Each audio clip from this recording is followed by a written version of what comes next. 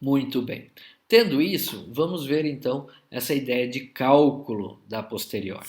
Se a gente calcular a posteriori de todas as hipóteses possíveis do meu problema, a gente vai verificar qual é aquela que tem a maior probabilidade posteriori, a gente encontra a hipótese com probabilidade a posteriori máxima. Isso parece bastante intuitivo, certo? Só vamos entender o que a gente faria se nós estivéssemos trabalhando dessa maneira. Bom, vou voltar a considerar como sendo hipótese uma árvore de decisão, porque por enquanto é o único classificador que nós conhecemos. Então imagine que para definir se eu devo jogar tênis ou se eu não devo jogar tênis, com base naquele conjunto de dados que eu passei para vocês nas unidades anteriores, eu possa ter um número grande de árvores de decisões, certo? Então, na verdade, pensem que existem muitas árvores possíveis que vão representar aquele conjunto. Né? Existe, por exemplo, uma árvore de decisão que só tem o nó raiz e que diz assim: olha, sempre você pode dizer que eu devo jogar tênis. Ou existe uma outra árvore de decisão que considera só a umidade e que vai dizer assim: olha, se a umidade for alta, então não jogue tênis. Se a umidade for baixa, jogue tênis. Existe uma outra que vai considerar a umidade, por exemplo, e temperatura, e assim por diante.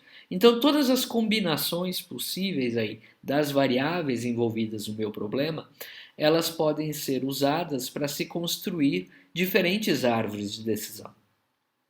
E por enquanto eu não estou dizendo qual delas é a melhor árvore de decisão, certo? Mas eu simplesmente pegaria todas as hipóteses possíveis, ou seja, todas as árvores de decisão que fossem possíveis de serem construídas partindo-se daquele conjunto de dados e não necessariamente usando nenhum algoritmo específico. Então eu não ia usar o ID3 ou C4.5, ia simplesmente montar todas as árvores possíveis, tá? E aí, se eu pegasse cada uma dessas árvores, que faz parte do conjunto de todas as árvores possíveis, e de alguma maneira calculasse qual é a probabilidade dela acontecer, dado que eu conheço aquele conjunto de dados, então se eu fizesse isso para todas elas, eu poderia comparar então a probabilidade de cada uma, certo? E comparando a probabilidade de cada uma, eu teria a hipótese então mais provável a posteriori, que seria aquela com a maior probabilidade a posteriori. Então essa hipótese MAP, essa hipótese de máxima a posteriori, seria calculada através da utilização do argumento que maximiza essa probabilidade. Então, a hipótese ou a árvore de decisão que eu puser aqui e que trouxer ou que transformar esse cálculo aqui da probabilidade no maior possível, ela vai ser a hipótese máxima posterior.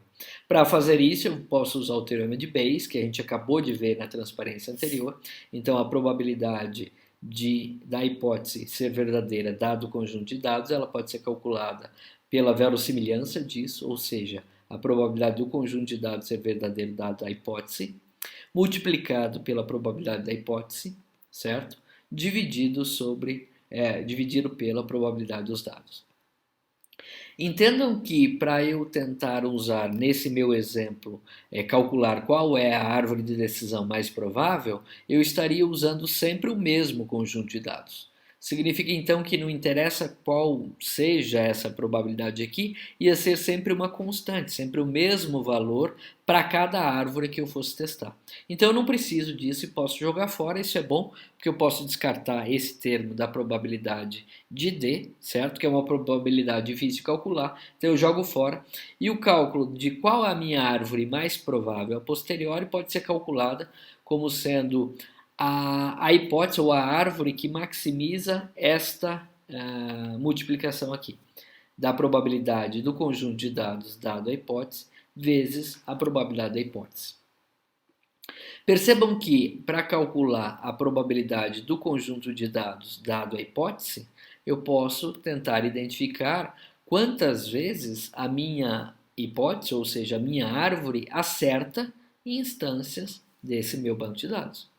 Ou seja, qual a probabilidade desse meu banco de dados acontecer daquela maneira que ele está lá, ou seja, cada dia sendo classificado como jogue tênis ou não jogue tênis, tá?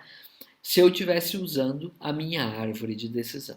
Então eu podia fazer essa contagem de quantas vezes ele acertou, dividia pelo número total de exemplos que eu tenho e podia usar isso como uma estimativa da probabilidade desse conjunto de dados acontecer, dada a minha hipótese. Vezes a minha probabilidade de H, quer dizer, a probabilidade da minha hipótese, que seria qual a probabilidade de eu ter uma árvore de decisão específica.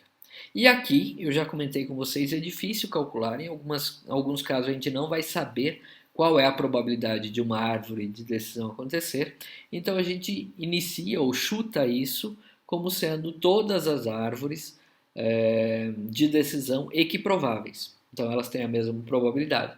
Se eu tenho 100 árvores de decisão possíveis, então eu vou dizer que a probabilidade de cada uma delas é 1 sobre 100, por exemplo. Tá? Isso para quando eu não sei definir qual é essa probabilidade. A gente vai ver que quando eu não sei definir qual é essa probabilidade, isso vai ter um impacto nesse cálculo, mas é isso que a gente faz. Tá bom? Deixa eu tentar resumir que quando eu estou usando a ideia bayesiana para identificar qual é o classificador mais provável a posteriori, o que eu faço é pegar todos os classificadores possíveis, e se meus classificadores são árvores de decisão, todas as árvores de decisão possíveis, tá? E tento calcular a probabilidade de cada uma delas acontecer, e depois conto quantas instâncias elas acertariam no meu conjunto de dados, certo? E pego aquela então que mais acertaria no meu conjunto de dados. É assim que eu vou fazer o cálculo pela máxima a posteriori. Tudo bem? Significa então que a gente está vendo aqui que a gente podia construir uma árvore de decisão sem o algoritmo ID3 ou sem o algoritmo C4.5.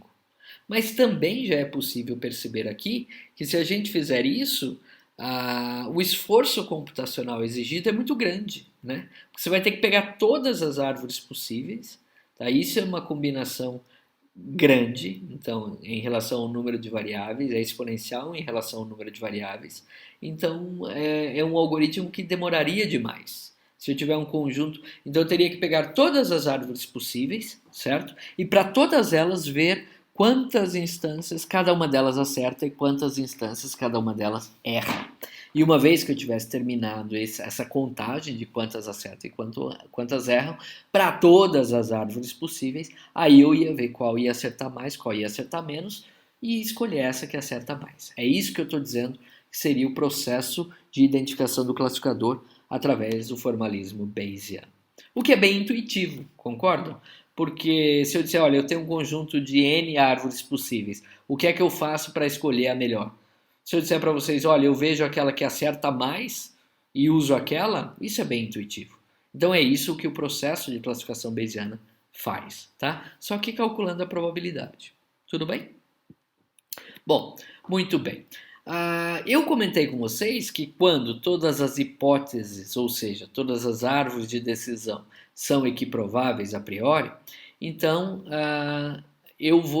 significa que eu não estou sabendo, por exemplo, qual é a probabilidade de cada uma, então eu chuto que todas elas são equiprováveis. Na prática, quando eu faço isso, o que acontece é que esse valor de pH, a probabilidade de H, vai ser igual para todos os Hs. Se vai ser igual para todos os Hs, aí acaba acontecendo igual a gente tinha dito que, como a probabilidade do conjunto de dados é a mesma para todos os Hs, porque o conjunto de dados é o mesmo, e eu pude jogar fora, se a probabilidade de todas as árvores é a mesma, eu posso jogar fora também. E posso simplesmente fazer o cálculo dessa minha hipótese mais provável com base em quem? Na quantidade de vezes que aquela hipótese acertou as instâncias desse conjunto de dados. Quando eu faço isso e joguei fora, então, a minha probabilidade a priori de H, de cada uma das árvores de decisão, eu digo que eu não estou mais considerando a máxima a posteriori. Eu estou considerando a máxima verossimilhança, porque eu estou usando só o termo da verossimilhança para calcular a minha hipótese mais provável. Tá? Então, essa é a ideia de hipótese de máxima verossimilhança e de hipótese mais provável a posteriori, certo? Uma delas usa o cálculo, no cálculo a probabilidade a priori e a outra não usa. certo? Muito bem. Esse nosso slide está mostrando para a gente algo que eu não quero.